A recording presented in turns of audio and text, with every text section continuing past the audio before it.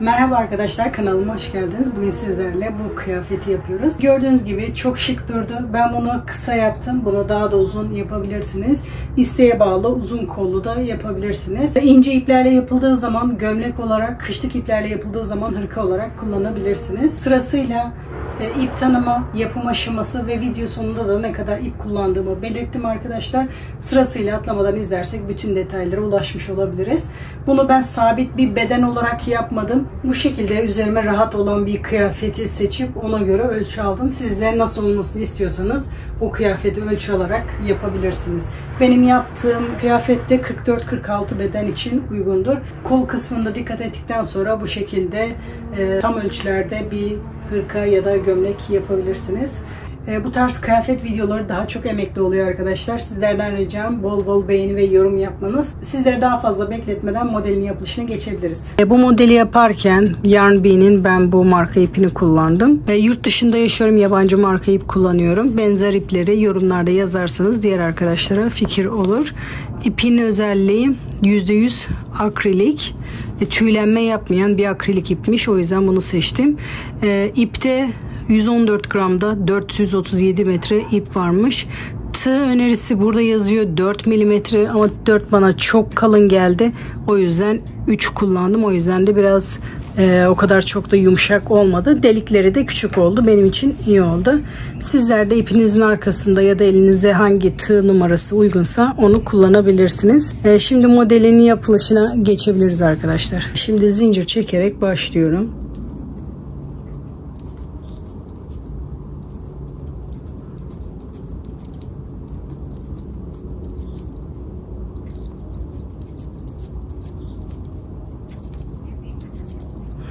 Bu şekilde zincir çekiyorum. Kıyafetimize ölçerek zincir çekiyoruz.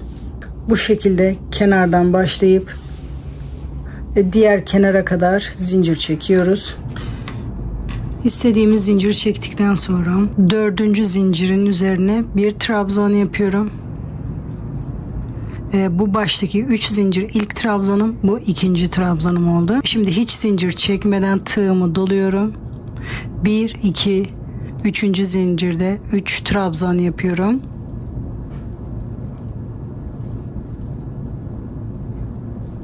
Hiç zincir çekmiyorum. 3. zincirin içinde 3 trabzan yapıyorum.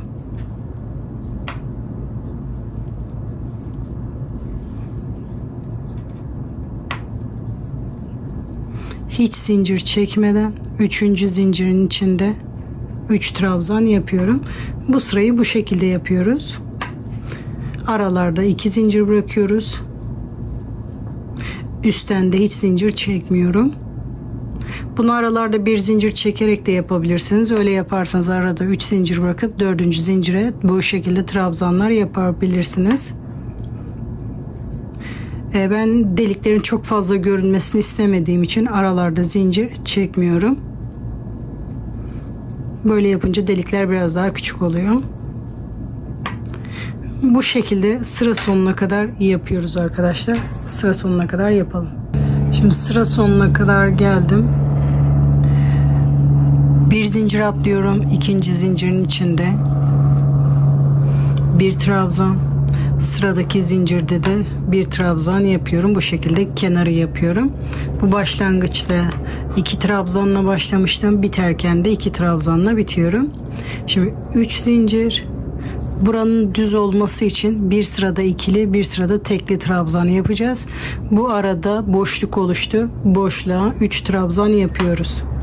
Bundan sonraki sıralar daha kolay olacak. Hiç zincir çekmeden bu 2 üçlü trabzan arasındaki boşlukta 3 trabzan yapıyoruz. Hiç zincir çekmeden boşlukta 3 trabzan. Bu ara kısımları çok fazla uzatmaya gerek yok arkadaşlar. Çünkü sonraki aşamalar çok zaman alacak. O yüzden bu şekilde sıra sonuna kadar tekrar edelim. Sıra sonunu birlikte yapalım. Sıra sonuna kadar geldim. Sonuncu boşluğa da 3 trabzan yapıyorum. Hiç zincir çekmeden bu ilk yaptığımızın tepesine batarak bir trabzan yapıyorum.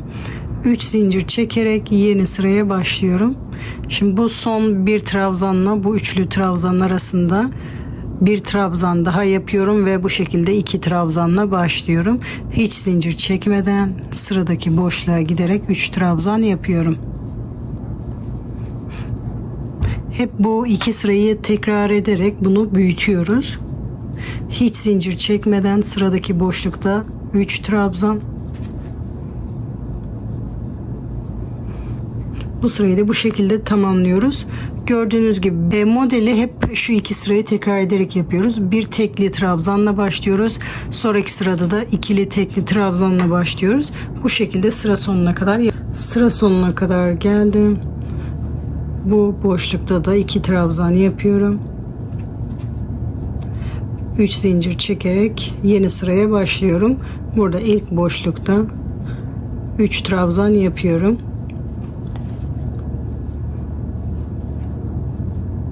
Hiç zincir çekmeden sıradaki boşlukta 3 trabzan yapıyorum. Hiç zincir çekmeden sıradaki boşlukta 3 trabzan yapıyorum.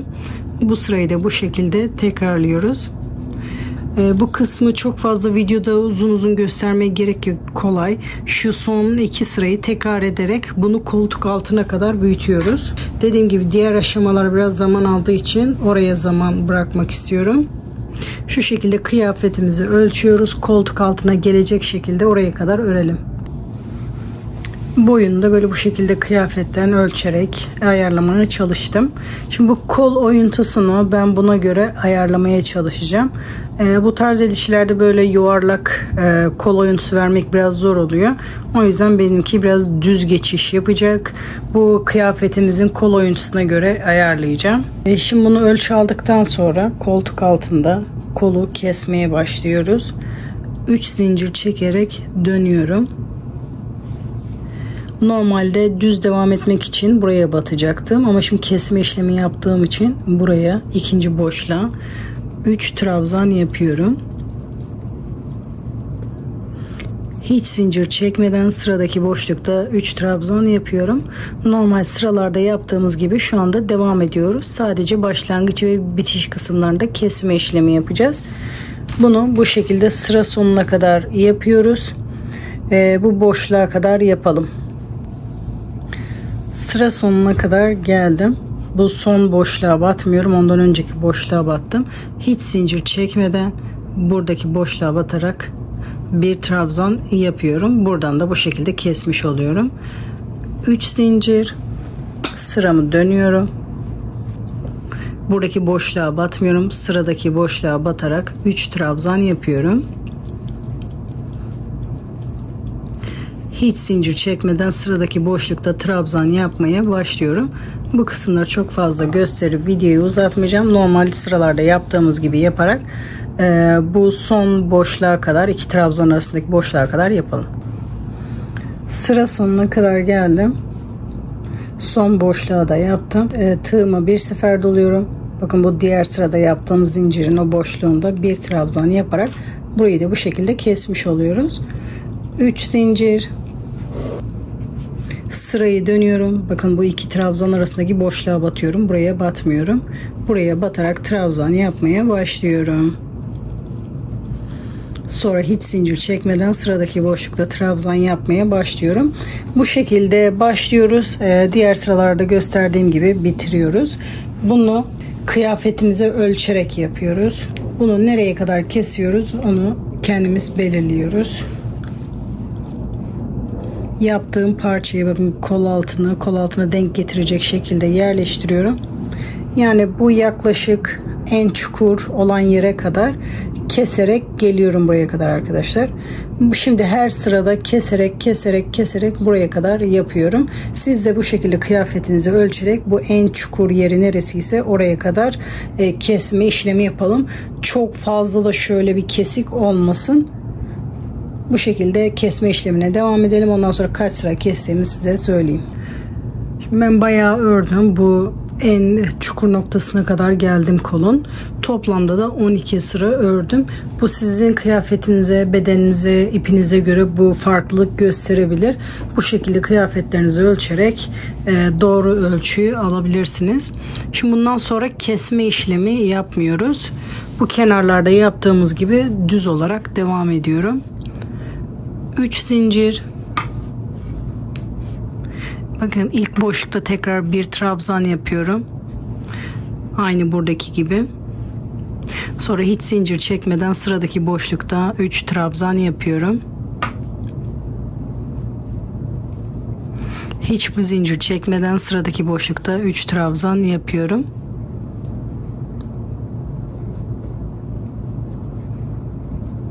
Bu şekilde sıra sonuna kadar iyi yapalım. Sıra sonuna kadar geldim. Sıra sonunda da 2 trabzan yapıyorum. Son boşlukta. Başlangıçta 2 trabzan yapmıştım. Burada da 2 trabzan yapıyorum. 3 zincir çekerek sırayı dönüyorum. Normal kenarlarda yaptığımız gibi sıradaki boşlukta 3 trabzan yapıyorum. Hiç zincir çekmeden sıradaki boşluğa trabzan yapmaya başlıyorum. Şimdi burayı aynı bu kenarlarda yaptığımız gibi bu şekilde hiç kesmeden bunu büyütüyoruz. Yine kıyafetimizden yardım alarak bu şekilde bu omuza kadar, bu hiç kesmeden düz bir şekilde omuza kadar ilerliyoruz. Şimdi ben bunu büyütüp geliyorum. Bu kısımları tekrar etmeye gerek yok. Aynı bu kenarlarda yaptığımız gibi. Şimdi bunu büyütüp geliyorum. Şimdi omuza kadar ördüm. Şimdi burada hem bu omuz yüksekliğini yapacağız, hem de burada yaka oyuntusunu yapacağız ortada. Şimdi kesmeye başlamam gerekiyor. Bu ilk boşluğa kadar iz sürümü yapıyorum.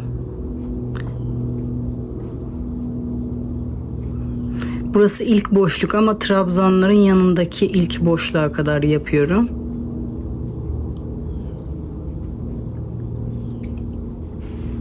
Şimdi boşlukta bir sık iğne yapıyorum. 2 zincir. Sıradaki boşluğa 3 tane çakma trabzan yapıyorum. Çakma trabzan nasıl yapıyoruz? Tığıma doluyorum. Boşlukta sanki normal trabzan yapıyormuş gibi ilmeğimi alıyorum. Üçünü birlikte yapıyorum tek seferde. Aynı şekilde 2 adet daha çakma trabzan yapıyorum. Bir zincir. Sonra normal trabzan yapmaya başlıyorum. 3 tane normal trabzan. Şimdi hiç zincir çekmeden sıradaki boşlukta trabzan yapmaya başlıyorum. Normal sıralardaki gibi. Şimdi bu sırada yaka kesmiyorum. Bunu bu şekilde sıra sonuna kadar yapacağız. Diğerinde burada sık iğneye başlamıştık. Bunun yanında çakma trabzana başlamıştık. Şimdi bu kısma kadar. Bu kenardaki de deliği de sayarsak 1, 2, 3, 4.'ye kadar yapıyoruz. Belki sizinki tekli olarak biter. Bunu da şu şekilde sayarak yapabilirsiniz. İlk boşluk tekli de bitince de ilk boşluk burası oluyor. Onu da buraya kadar trabzan yapıyoruz. Sonra çakma sık iğne oluyor. Şimdi ben buraya kadar normal trabzan yaparak geliyorum. Şimdi dediğim boşluğa kadar geldim. Orada normal trabzan yaptım. Bir zincir, sıradaki boşluğa giderek 3 tane çakma trabzan yapıyorum.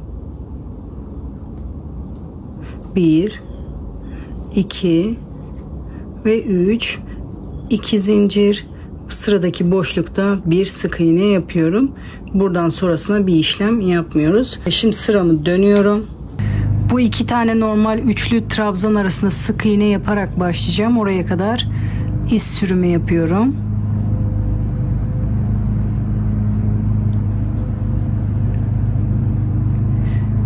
Çakma trabzanların yanındayım.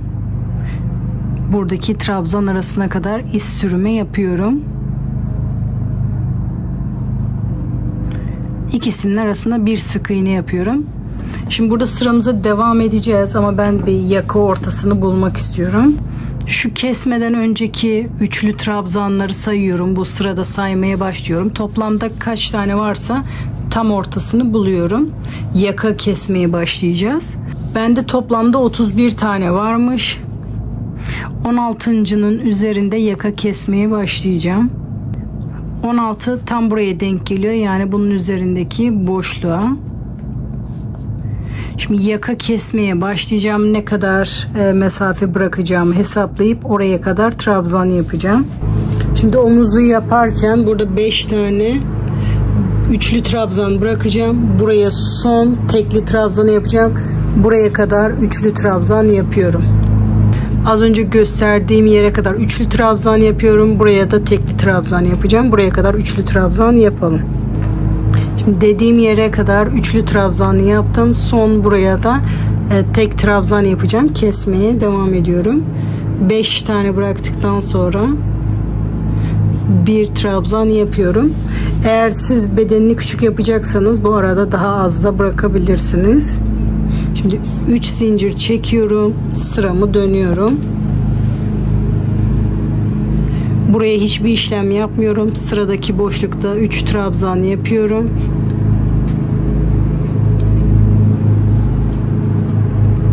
Bakın burada 2 tane üçlü trabzanın arasında sık iğne yapacağım. Bu önünde çakma trabzan. Buraya da tekrar üçlü trabzan yapıyorum. Bu sırada da kenardan kesiyoruz.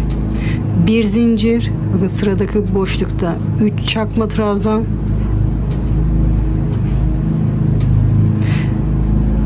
İki zincir. Sıradaki boşlukta tek yapıyorum. Bir zincir çekerek ipimi burada kesiyorum. Şimdi aynı şekilde diğer tarafa omuz çalışıyoruz. Gidiş yönüne göre devam edeceğim. En son sırada böyle gitmişim. Sırayı çeviriyorum. Burada kaç tane boşluk bıraktıysak burada da aynı şekilde 1, 2, 3, 4, 5. 5.'nin yanında batarak orada başlıyorum. 5.'nin yanındaki boşluktan ipimi oraya sabitliyorum. Burada biterken tek trabzanla bitmiştim.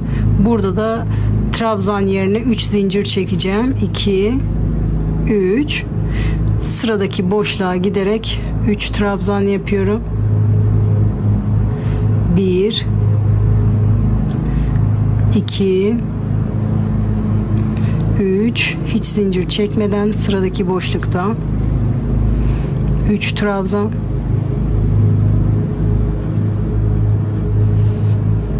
Burada da aynı şekilde kesme işlemi yapacağız. En son burada 2 tane üçlü yapmışım. Orada sık iğne, onun yanındaki çakma trabzan. Burada üçlü trabzan yapıyorum. Oraya işaret ekleyelim. Oraya kadar üçlü trabzan yapalım. Dediğim yere kadar yaptım. Bir zincir, sıradaki boşlukta 3 çakma trabzan. 1, 2, 3. 2 zincir, sıradaki boşlukta bir sık iğne yapıyorum. Şimdi tekrar sıramı dönüyorum. Sonuncu sırayı yapıyorum. En son burada 2 tane üçlü yapmışım. Onun ortasına kadar iz sürümü yapıyorum. Orada sık iğne yapıyorum. Bu boşluğa kadar geldim. İkisinin arasında bir sık iğne, 2 zincir, sıradaki boşlukta 3 çakma trabzan. 1, 2, 3. Arada bir zincir, sıradaki boşlukta 3 trabzan yapıyorum. Hiç zincir çekmeden sıradaki boşlukta 3 trabzan.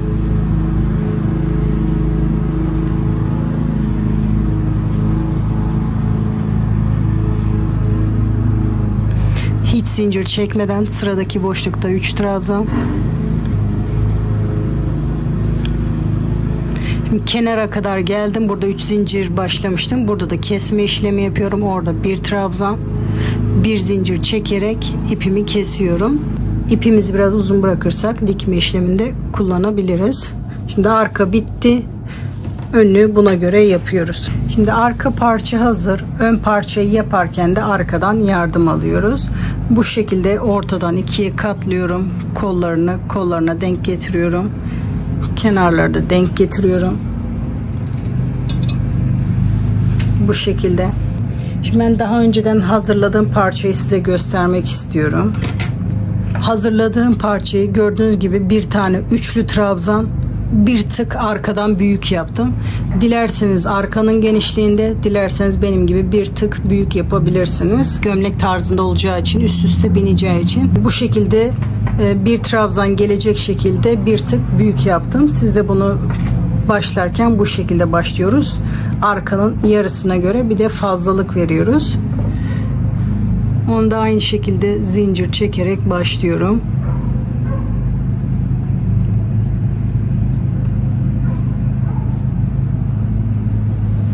Bu şekilde bakın, hafif uzunluk vererek şöyle bu şekilde kenara kadar zincir çekelim. Bu şekilde arka ortasına kadar zincir çektim. Tabi buna hep ekstra zincir çekmek gerekiyor. Ekstra zincir çekip ileride sökebilirsiniz.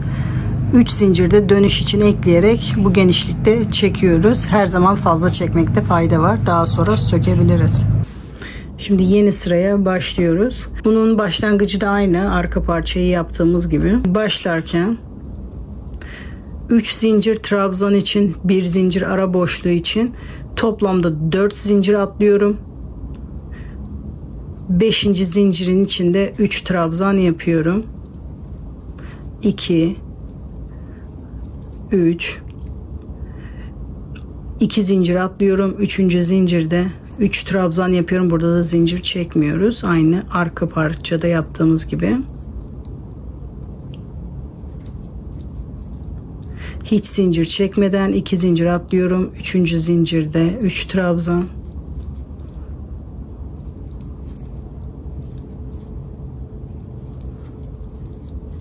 Zincir çekmeden aşağıdan 3. zincirin içine trabzan yapıyoruz. Bu şekilde aynı arka parçada yaptığımız gibi taban kısmını oluşturuyoruz. Ölçünün denk geldiği yere kadar yapıyorum. Şimdi ben yapmak istediğim genişliğe kadar yaptım. Hiç zincir çekmeden aşağıdan bir boşluk atlıyorum, bir zincir, 2. zincirde bir trabzan yapıyorum. 3 zincir çekerek yeni sıraya başlıyorum. Bu ilk boşlukta bir trabzan, aynı bu arkada kenarlarda yaptığımız gibi bir sırada ikili trabzan, bir sırada tekli olacak. Bunda tekli başlamıştık, şimdi ikili olarak yaptık. Bunda tekli olarak başlamıştık, ikinci sırada ikili. Hiç zincir çekmeden sıradaki boşlukta trabzan yapmaya başlıyorum. Üçlü trabzan, hiç zincir çekmeden sıradaki boşlukta trabzan yapmaya devam ediyorum. Burası da aynı arkadaki gibi yapıyoruz. Sıra sonuna kadar yapalım.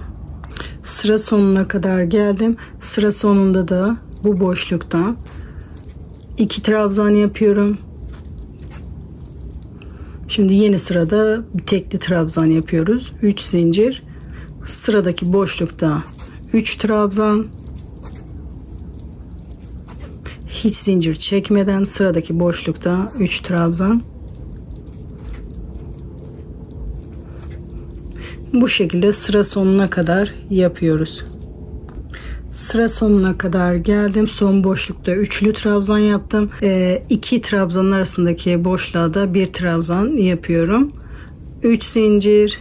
Bu şekilde yeni sıraya başlıyorum. Bu trabzanın yanında hemen bir trabzan daha yapıyorum. Sıradaki boşlukta 3 trabzan yapmaya devam ediyorum. Şimdi bu ön parçayı da aynı büyütüyoruz. Bu iki sırayı tekrar ederek bunu büyütüyoruz. Bu kol altına gelene kadar aynı sırada olacak şekilde buraya kadar örelim. Ondan sonra kol oyuntusunu yapalım. Şimdi ön parçayı da aynı arkada koltuk altına kadar yaptığım sıra kadar yaptım. Normalde 39 sıra yapmışım. Bunu da 39 sıra yaparak buraya kadar geldim. Şimdi bunda da kol oyuntusu yapmaya başlıyorum. Şimdi bunu da aynı arkada yaptığımız gibi kesiyoruz. 3 zincir, sıradaki boşlukta 3 trabzan yapıyorum. Hiç zincir çekmeden sıradaki boşlukta trabzan yapmaya başlıyorum. Arka parçada iki tarafta kesinti yapıyorduk. Şimdi ön parçalarda sadece kol kesintisini yapacağız. Ama burayı normal düz yapmaya devam edeceğiz. Sıra sonuna kadar yapalım. Sıra sonuna kadar geldim. Burada normal kenarda yaptığımız işlemi yapıyoruz. En son burada tekli yapmışım. Burada da 2 tane ikili trabzan yapıyorum. Bu kısımları diğer sıralarda göstermeye gerek yok. Burası düz yapmaya devam ediyoruz. Normal kenardaki gibi. Bunu şimdi sıra sonuna kadar, kol oyuntusuna kadar yapalım. Sıra sonuna kadar geldim. Şimdi burası kol oyuntusu yapacağımız yer. Burada bir tane kesmiştik. Burada da kesmemiz gerekiyor. Son buradaki 2 trabzan arasındaki boşluğa da 3 trabzan yapıyorum.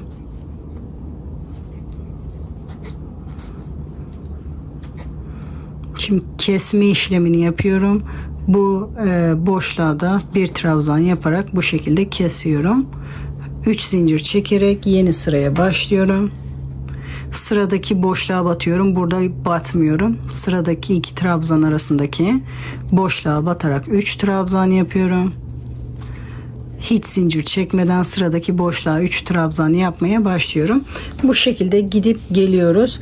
Ben toplamda 12 trabzan kestim. Şimdi bunu toplamda 12 sıra kesiyorum. Toplamda 12 sıra ördüm. Şimdi bunu düz örmeye devam edeceğiz.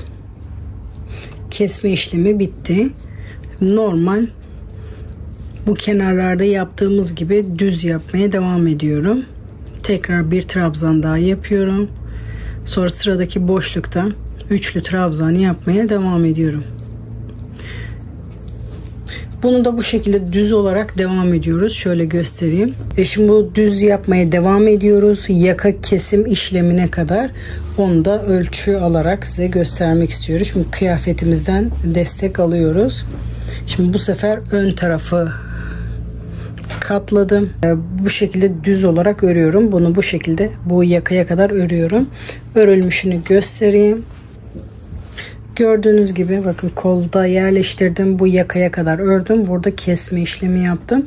Şimdi bunu da siz de kıyafetinizi ölçerek bu kısma kadar örelim. Buradan düz, buradan da düz bir şekilde devam ediyoruz.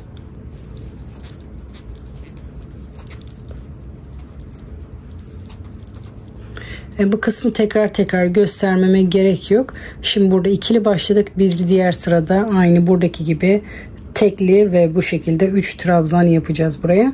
Bunu da bu şekilde büyütelim. Şimdi kıyafetin üzerine yerleştirdim. Yaka kısmına kadar geldim. Şimdi kol tarafındayım. Bu tarafa doğru geleceğim. Burada yaka kısmını keseceğim. Bu şekilde 3 tane trabzanlı yer keseceğim. Buraya kadar yapacağım burada da. Şimdi işaret ekliyorum. 1, 2, 3 hemen onun yanında buraya kadar örüyorum. Burada kesiyoruz. Şimdi burayı normal buraya kadar örüyoruz. Göstermeme gerek yok.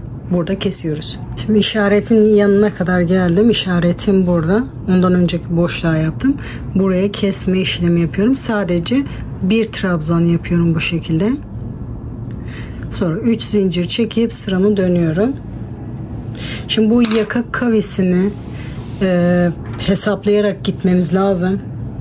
Bu omuz kısmı bu arkayla aynı sayıda bitmesi gerekiyor ki eşit olsun omuzlar. Bu şekilde bu kavisi ona göre ayarlıyoruz. Benim daha burada örmem gereken yer var. Burada toplamda kaç sıra ördüysem. Şimdi benim yaklaşık bu kadar daha örmem gerekiyor arkanın kol ölçüsüne göre. Siz de bunu ne kadar örecekseniz o sırayı hesaplayarak burada kesmeyi ona göre ayarlamanız gerekiyor. Ben birer tane bu şekilde kesince denk gelsin diye bakın son sıraları düz olarak devam etmişim. Siz de bu kesme işlemini 2 sırada bir, 3 sırada bir bu kalacak sayıya göre hesaplayabilirsiniz. Şu kesmeye başlamadan önceki sırada kaç tane trabzanlı yer var? 1, 2, 3, 4, 5, 6, 7, 8, 9, 10. Ben şu şekilde ayarladım. Burada da 10 sayıyorum. Ama burada tekli olan sırada 10. Şu anda burası ikili sıra. Bu tekli sayılıyor. 1, 2, 3, 4, 5, 6, 7, 8, 9, 10. Yani şunun tepesi. Buraya gelene kadar bu şekilde kavis, yani bu sırada yakanın bitmesi gerekiyor. Ona göre bu kesintileri ayarlamam gerekiyor. Ben her sırada kesersem son iki sırada kesmeyince denk geliyor. Siz de o şekilde sıraları hesaplamanız gerekiyor. Her bedene göre, ipe göre de farklılık olabilir. Ben şu anda her sırada kesiyorum. Dediğim gibi sizinki denk gelmesi için 2 sırada bir, 3 sırada bir o şekilde ayarlayarak omuzu denk getirmemiz gerekiyor. Bu şekilde tekrar gidiyorum. Buraya kadar geliyorum. Kesme işlemini yapıyorum. Buraya batarak bir trabzan yapıyorum. 3 zincir. Sıramı dönüyorum. Bu iki trabzan arasında 3 trabzan yapmaya başlıyorum. Bu şekilde sıramı tekrar gidip geliyorum. Sıra sonuna kadar geldim. Burada da tekrar kesiyorum. Bir trabzan yapıyorum. 3 zincir çekerek sıramı dönüyorum. Bunu hala kesmeye devam ediyoruz. Burayı sayarak biz de kol uzunluğumuzu yapıyoruz. Ben daha henüz var benimkine. Şimdi örmeye devam edeceğim. Tekrar kesiyorum. Sıramı dönüyorum. Burada trabzan yapmaya başlıyorum. Tekrar sırayı gidiyoruz. Bu kenarda hala düz olarak devam ediyoruz. Burada kesmeye devam ediyorum. Şimdi sıra sonuna kadar geldim. Burada tekrar kesme işlemi yapıyorum. Şimdi bundan sonra kesme işlemi yapmıyorum. Az önce 10 tane olması gerekiyor demiştik. 1, 2, 3, 4, 5, 6, 7, 8, 9, 10 tane. Bakın bunun üzerine gelen de bu. Şimdi kesme işlemi yapmadan sıramı dönüyorum. Şimdi bu kol oyuntusunda da bu arkayla aynı sırada yaptım. Şimdi bu omuz yüksekliğini yapmam gerekiyor. Şu anda ben bu sıradayım. Şimdi bu sırada da kesme işlemi yapacağız. Aynı buradaki gibi. Bakın kesme işlemi yaparken boşlukta bir sık iğne, ondan sonrakine çakma trabzan, ondan sonrakine bir üçlü trabzan yaptım. Yani 1, 2, 3 tane oraya kadar yapmam gerekiyor. Hemen oraya işareti ekleyeyim. Bunu keseceğiz. Burada sık iğne yapacağız. Burada çakma trabzan, burada normal trabzan yapacağız. Şimdi buraya kadar normal trabzan yapıyoruz. Burayı kesmiyorum artık. Boşlukta bir trabzan daha yapıyorum. Sonra sıradaki boşluğa giderek 3 trabzan yapıyorum. Bu şekilde normal sıralardaki gibi bu iğnenin olduğu yere kadar yapalım. İğne takılı olan yere kadar yaptım. Şimdi bir zincir çekiyorum sıradaki boşlukta, 3 çakma trabzan, 2, 3, 2 zincir çekiyorum buradaki boşluğa batarak bir sık iğne yapıyorum. Şimdi sıramı dönüyorum.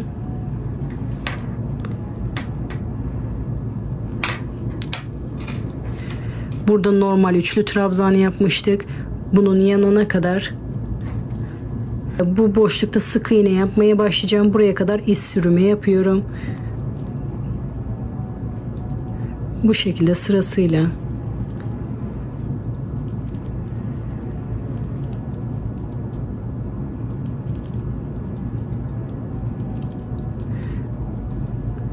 Boşlukta bir sık iğne, 2 zincir, sıradaki boşlukta 3 çakma trabzan,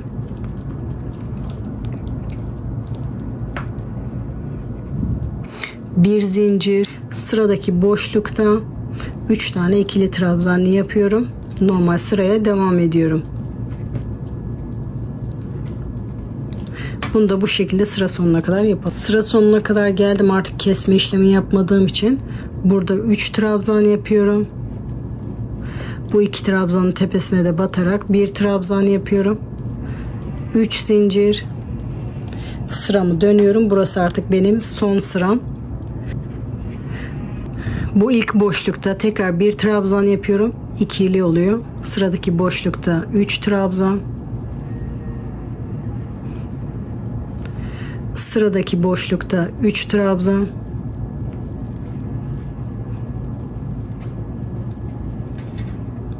Burada normal üçlü trabzan yapmıştım. Burada sık iğne yapıyorum. Burada çakma trabzan. Arada bir zincir. Burada 3 tane çakma trabzan. Arada 2 zincir. Sıradaki boşlukta bir sık iğne yapıyorum. Bir zincir çekerek ipimi kesiyorum. Şimdi bu şekilde bir tane daha parça yapıyoruz. Diğer parçayı da aynı yapıyoruz. Bunun iki yönü aynı olduğu için bir tarafını sağa bir tarafa sola kullanacağız. Bu şekilde iki parça hazırlayalım. Ondan sonra kol yapılışına geçebiliriz. Şu anda benim iki parçam hazır. Şimdi kol yapılışına geçebiliriz. Zincir çekerek başlıyorum.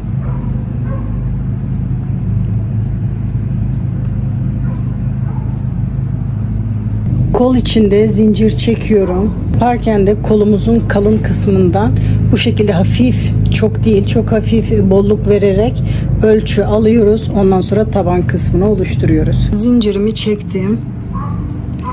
Dördüncü zincir içinde 3 tane trabzan yapıyorum. 1 2 ve 3. Burayı da aynı ön ve arka gibi 2 zincir atlayarak 3. zincire 3 trabzan yapıyorum. Bunda başlangıcı aynı.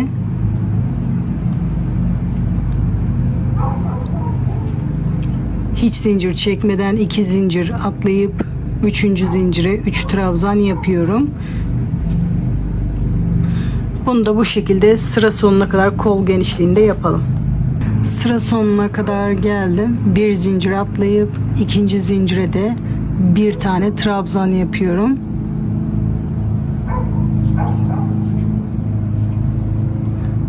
Üç zincir çekerek sıramı dönüyorum.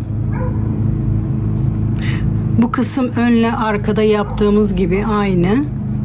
İlk boşlukta tekrar bir trabzan yapıyorum. Sıradaki boşluğa giderek 3 trabzan yapmaya başlıyorum. Önle arkada yaptığımız gibi kenarların düz olması için başlangıçta aynı yapıyoruz. Sonrasını normal üçlü trabzan olarak yapıyoruz. Gördüğünüz gibi düz olarak devam ediyor. Daha çok göstermeme gerek yok. Bunda gidip geliyoruz. Kol boyunu ne kadar yapmak istiyorsak o uzunlukta yapıyoruz. Ben kısa kollu yaptığım için kısa ördüm. Şimdi isterseniz bileğe kadar da örebilirsiniz. Bu boy kısmı isteğe bağlı. Başlangıcını bu şekilde başlayıp kol altına kadar örüyoruz. Ben de şimdi buraya kadar örüp geliyorum. Şimdi kolu çalışırken onu da bu şekilde bir şekil vermemiz gerekiyor. Ben daha önceden bir tane kol hazırladım. Şu şekilde katladığımızda bu kol oyuntusuna tam denk gelmesi gerekiyor. Kesme işlemini kolumuza göre hesaplıyoruz. Şimdi benim kolum biraz geniş. Şu şekilde hesaplıyorum. Bunu öyle bir kesmem gerekiyor ki bak, tepede şu şekilde 4 tane üçlü trabzan kalması gerekiyor. Burada 4 tane trabzan var. Bu aradaki boşluk burada omuza denk gelecek. Buradaki bir sıra bu trabzana denk gelecek. Buradaki bir sıra buradaki trabzana denk gelecek. Bu şekilde kalan kısmı da bu oyuntulara denk gelmesi gerekiyor. O şekilde hesaplayarak bu kesme işlemlerini yapmamız gerekiyor. Burada toplamda yaptığımız sıra ve buradan kesmeye başladığımız sıra artı 2 olarak düşünelim. Artı 2 aynı olması gerekiyor ki bu kol buraya denk gelsin. Şimdi sizin başladığınız kol belki daha küçüktür. Bu kadar kesme ihtiyacı olmayacaktır. Ama benim gibi büyükse bu şekilde bütün her sırada kesince tam denk geldi. Eğer hala denk gelmiyorsa bazı yerlerde 2 tane keserek onu yedirebilirsiniz. Bu dediğim gibi tamamen sizin başladığınız bu kolla alakalı, kesimini o şekilde ayarlıyoruz. Ben kendi yaptığımı hesaplıyorum şu anda. Kesmeye başladığım sırayı 1, 2, 3, 4, 5, 6, 22, 23, 24, 25. Toplamda burada 25 sıra var. Bu kesmeye başladığımdan itibaren 25 eksi, yani burada 2 tane eksiği çıkarırsak geriye kalıyor 23. Benim bu kesme işlemi toplamda 23 sıra olması gerekiyor ki buraya denk gelsin. Onu o şekilde ayarlıyoruz. Bu yaptığımızı sayarak da hesaplayabilirsiniz. Ortayı katladıktan sonra burada kaç tane var onu hesaplayalım. 2 tanesini kenardan çıkaralım. Burada geriye kaç kalıyor onu hesaplayalım. 1. Boşlukları da saymamız gerekiyor.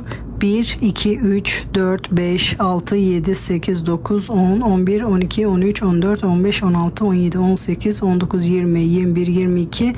Tam burası 23'e denk geliyor, 23 sıra. Ben de 23 sıra boyunca hep keserek bu işlemi yapacağım. Siz de o şekilde hesaplayarak yapabilirsiniz.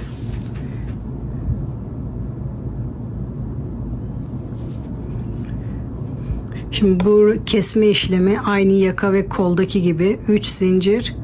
Buna batmıyorum. Bu sıradakine batarak 3 trabzan yapıyorum. Hiç zincir çekmeden sıradaki boşlukta 3 trabzan yapıyorum. Bu şekilde aradaki bu kısmı normal bedenlerde yaptığımız gibi yapıyoruz. Bu en kenardaki boşluk değil. Bu trabzanın yanındaki boşluğa kadar yapıyorum. Dediğim yere kadar geldim. Bu aradaki son boşluğa da batarak bir trabzan yapıyorum. Kesme işlemini yapıyorum. 3 zincir. Sıradaki boşluğa gelerek 3 trabzan yapıyorum. Burada herhangi bir işlem yapmıyorum. Sıradaki boşluğa giderek 3 trabzan yapıyorum. Burayı da bu boşluğa kadar yapalım.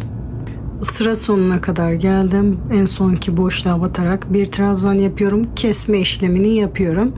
Tekrar 3 zincir çekerek sıramı dönüyorum. Bu 2 trabzan arasındaki boşluğa batarak 3 trabzan yapıyorum. Tekrar bir kesme işlemi yapmış oluyorum.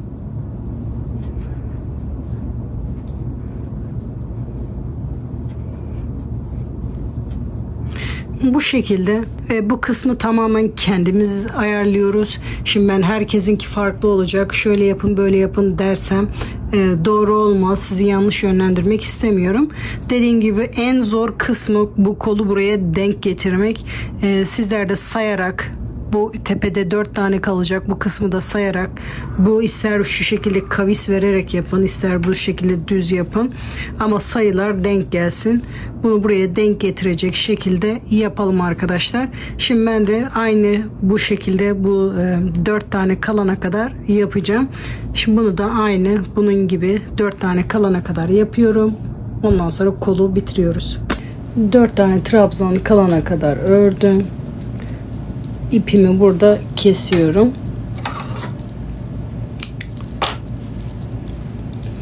Şimdi dikme işlemine başlayabiliriz. İlk önce arkayı masanın üzerine yerleştiriyorum. Sonra ön parçayı alıyorum. Üst üste yerleştiriyorum. Kol tarafı kol tarafa, yakası da yakaya gelecek şekilde. Bir kitli iğne ile de bu şekilde sabitliyorum.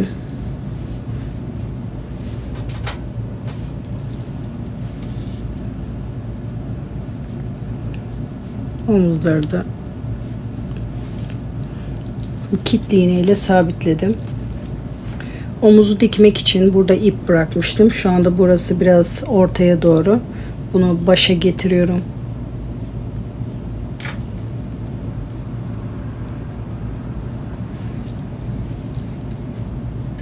Bu şekilde iz sürme yaparak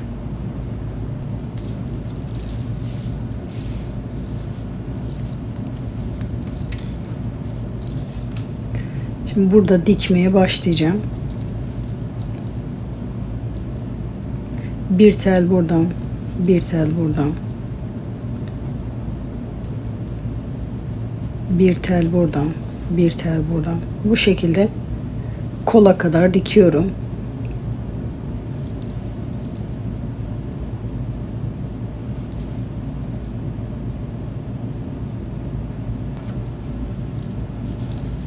Bu şekilde kola kadar dikelim. Omuza kadar geldim. Şimdi burada düğüm atıyorum.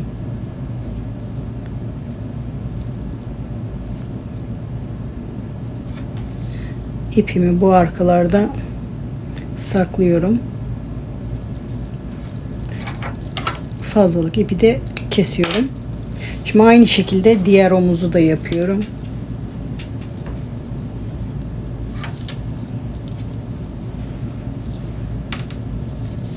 Burayı da aynı şekilde dikiyorum. Şimdi diğer omuzu da diktim. Açıyorum. Kolu dikeceğim buraya. Dikiş yönleri hep aynı yönde olacak. Ona dikkat edelim. Kolu alıyorum. Onunla da aynı şekilde iğneliyorum.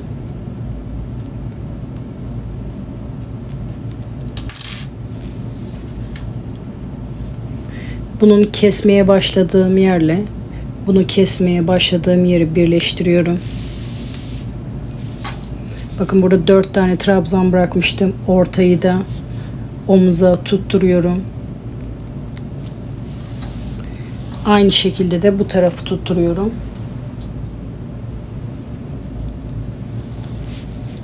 Buranın bitiş sırasıyla buranın bitiş sırasına birleştiriyorum.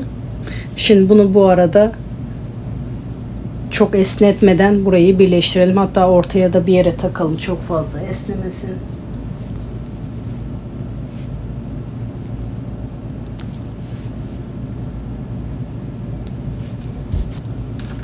İpimi ilk önce burada sabitlemem gerekiyor.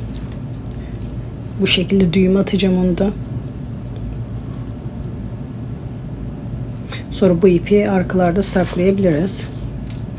Bunu da aynı şekilde dikerek bir tel oradan, bir tel karşıdan bu şekilde dikiyoruz.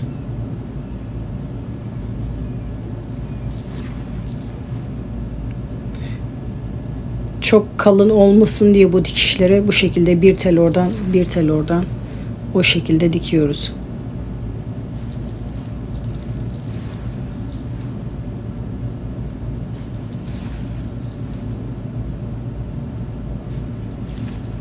Bunu bu şekilde omuza kadar dikelim. Koldaki sıra sonuna kadar geldim. Bakın burası hafif köşe. Onu da burada yedireceğiz. Yuvarlak olmasını sağlayacağız. Aynı şekilde bir tel oradan, bir tel oradan dikiyorum. Devamıymış gibi bu şekilde.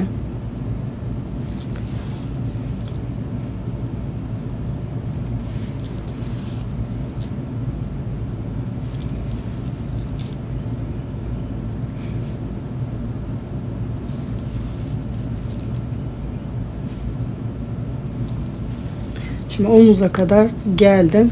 Şimdi aynı şekilde de diğer tarafı yana kadar dikiyoruz. Şimdi kolu sonuna kadar diktim. Katlayıp hemen bir kontrol ediyorum.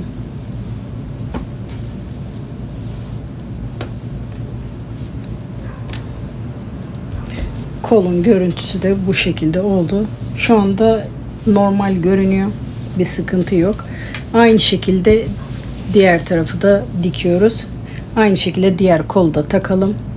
Bu kolun dikilişini de göstermeme gerek yok. Bunu da aynı şekilde dikip sonra yanlara geçebiliriz. Şimdi kolların ikisini diktim. Önü de yerleştiriyorum, ön parçayı. Şimdi bu yan dikişleri yapıyoruz. Aynı şekilde burada başlangıç kısmında ipimi orada sabitleştiriyorum. 2 düğüm atıyorum. Sonra bunları arkada saklıyoruz. Aynı şekilde sırasıyla bir tel oradan, bir tel bu taraftan bu şekilde dikiyoruz.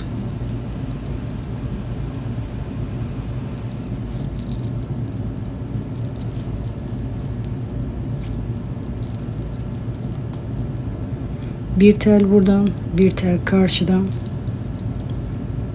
Burayı da aynı şekilde dikiyoruz. Bu şekilde kol altına kadar dikelim. Sonra kolu dikeceğiz. Şimdi kol altına kadar bu şekilde dikerek gelelim. Koltuk altına kadar diktim. Şimdi aynı şekilde kol altında dikiyorum. Burayı da aynı şekilde bir tel oradan, bir tel buradan.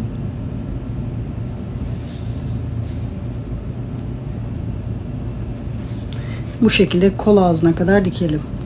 Kol altını da ördüm. Komple tek kenar bitmiş oldu. Şimdi aynı şekilde diğer tarafı da dikiyorum. Burayı da kol altına kadar dikelim. Diğer kenarı da diktim. Şimdi kolları taktık. Beden kısmı bitti. Şimdi yaka kısmına başlayabiliriz. Yakayı örerken giydiğim zaman bu taraf benim sağ tarafım. Sağ taraftan başlayacağım. Bedenin yüzü bana doğru şekilde başlayacağım. Şimdi ipimi alıyorum. Bir zincir çekerek başlıyorum. Şimdi yaka yapmaya direkt bu ilk boşluktan başlamayacağım. Bu hemen iki trabzan arasındaki boşluğa batarak ipimi oraya sabitliyorum. 3 zincir çekerek yanındaki boşluğa 3 trabzan yapmaya başlıyorum. 1 2 3. Bedendeki gibi hiç zincir çekmeden, bakın sıradaki boşlukta böyle keserek gitmiştik yakayı. Sırasıyla bu 3 zincir çektiğimiz yerlere 3 trabzan yapıyoruz. 2 3. Gördüğünüz gibi hep 3 tane zincir çekmişim. Bu şekilde bütün boşluklara 3 tane trabzan yapıyorum. Sıradaki boşluğa gidiyorum. Hiç zincir çekmeden bu şekilde trabzan yapıyorum. Sırasıyla bu bütün boşluklara 3'er tane trabzan yapıyorum. Burada trabzan yerine çektiğimiz 3 zincir var. Buraya da aynı şekilde. Buraya da aynı şekilde yapacağım. Buraya kadar, omuza kadar yapalım. Dediğim yere kadar geldim. Gördüğünüz gibi burada trabzan var. Trabzanın üzerine de 3 trabzan yapıyorum. Hiç zincir çekmeden omuzun diğer tarafına gidiyorum. Bakın orada 2 tane kesmiştim. Oralara da 3 trabzan yapıyorum. Hiç zincir çekmeden sıradakine de yapıyorum. Buradaki boşluğa yapmayacağım. Yanındaki boşluğa giderek 3 trabzan yapacağım. Burayı da yaparsam arkası baya bir marullaşıyor. O yüzden sıradakine gidiyorum. Eğer sizinki bu çok boşluk oluyorsa oraya da yapabilirsiniz. Burası normal sıralardaki gibi. Bu ara boşluklarda yapıyoruz. Gördüğünüz gibi buraya yapmadım. Şimdi burası normal bedendeki gibi. Burası da bu taraf gibi. Bundan sonrası aynı diğer taraf oluyor. Bu şekilde sıra sonuna kadar şu boşluğa kadar yapalım. Bu kenardaki değil. Bu ikisinin arasındaki değil. Bu ikinci boşluğa kadar yapıyoruz. Dediğim yere kadar geldim. Bu son boşluğa da 3 trabzan yapıyorum.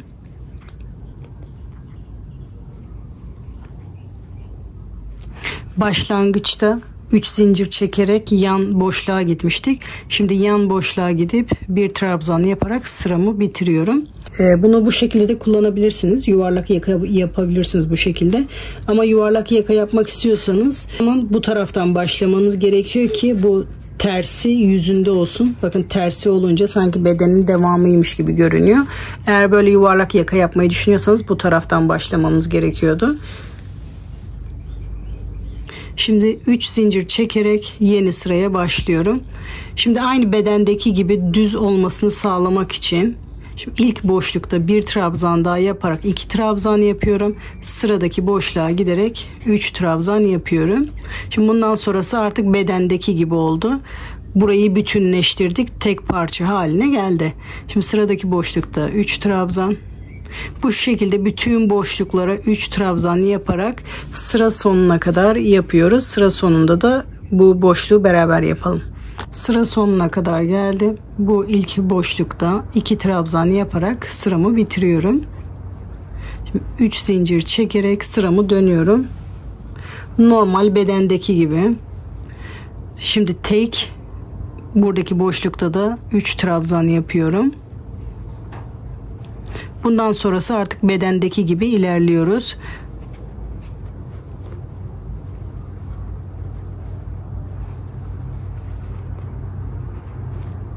Şu iki sırayı tekrar ederek bunu uzatıyoruz. Bir seferinde bu şekilde başlayacağız. Bir sırada bu şekilde başlayarak bunu büyütmek istediğimiz uzunluğa kadar büyütüyoruz. Şu anda 3. sıradayım. Ben 8 sıra yapıp kontrol edeceğim. Benim için yeterli bir ölçü ise devam etmeyeceğim. Şimdi toplamda 8 sıra yapıp geliyorum. Siz de bu şekilde büyütmek istediğiniz büyüklüğe kadar büyütün. Şimdi 8 sıra ördüm. Benim için ideal. İpimi burada kesiyorum. Sonra ipimi arkada saklıyoruz. Şimdi buralara düğme dikebiliriz. Buradan sonrası artık süsleme kısmına geçiyoruz. İstediğiniz şekilde süsleyebilirsiniz. Şu anda ben sadece düğme dikeceğim. Bu şekilde cep örerek şu ön kısımlara cep de ekleyebilirsiniz. Ben şu şekilde bir düğme aldım. Düğmeleri şu deliklerden geçecek şekilde alalım. Şimdi yakadan dikmeye başlayacağım. Düğmeyi dikmek için bu şekilde kendime doğru çeviriyorum. Bu şekilde giyeceğimi düşünerek. Şimdi sol tarafa düğme dikmeye başlıyorum. Burada bir mesafe bırakmıştık. Şimdi bu boşluğa dikmeye çalışacağım. İpimi burada düğüm atıyorum.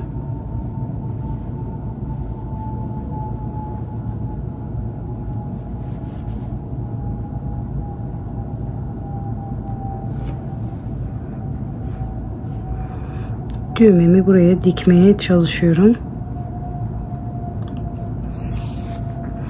Biraz daha yukarı dikersem daha iyi olurdu ama delik burada olduğu için deliğe denk gelsin diye oraya dikiyorum.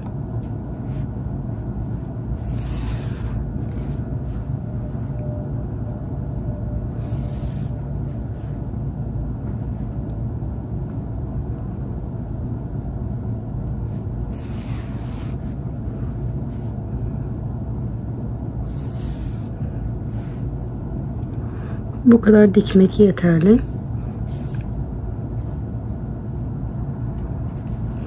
Düğümümü atıyorum.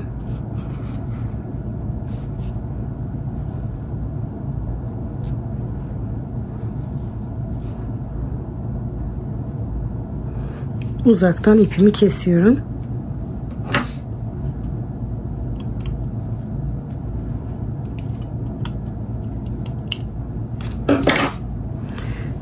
Şimdi delikten geçiriyorum düğümümü. Şu anda iyi görünüyor. Bu şekilde sırasıyla dikiyorum. Bunun mesafelerini kendimiz ayarlıyoruz. Ne sıklıkta dikmek istiyorsanız o sıklıkta dikebilirsiniz. Bu sıranın üzerinde diktim. O şekilde devam ediyorum. Mesela 10. sırada dikeyim.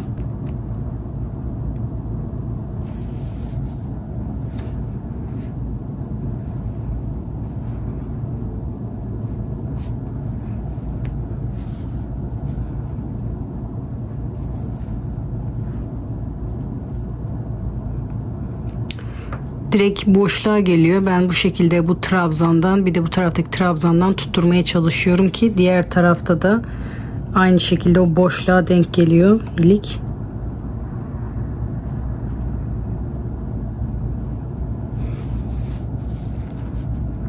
Biraz daha bu taraflara da dikebilirsiniz.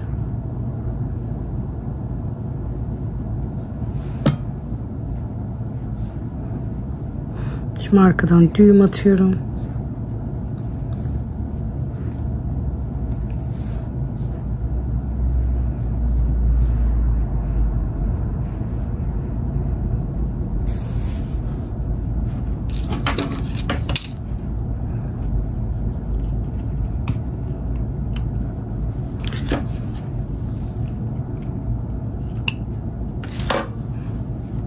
Bu şekilde sıra sıra bütün düğmeleri dikiyorum.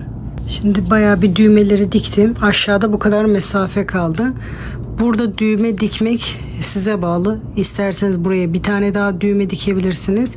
İsterseniz bu şekilde bırakabilirsiniz. Ben böyle bırakacağım. Ama bir düğme daha dikilebilir isteğe bağlı olarak. Şimdi bu yapım aşaması bitti. Bundan sonraki aşamalar size kalmış. İstediğiniz süslemeleri yapabilirsiniz.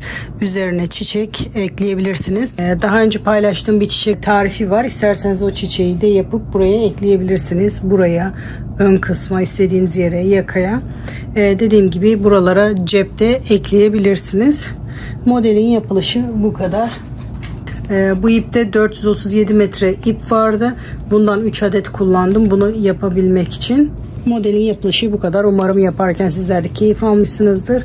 Kimler nasıl örüyor, hangi iplerle örüyor merak ediyorum. Yapan arkadaşlar beni sosyal medyada etiketlerse etiketli bölümlerde hem ben hem de takipçilerimiz görmüş olur. Yapacak arkadaşlara kolay gelsin diyorum. Sıradaki videolarda görüşmek üzere.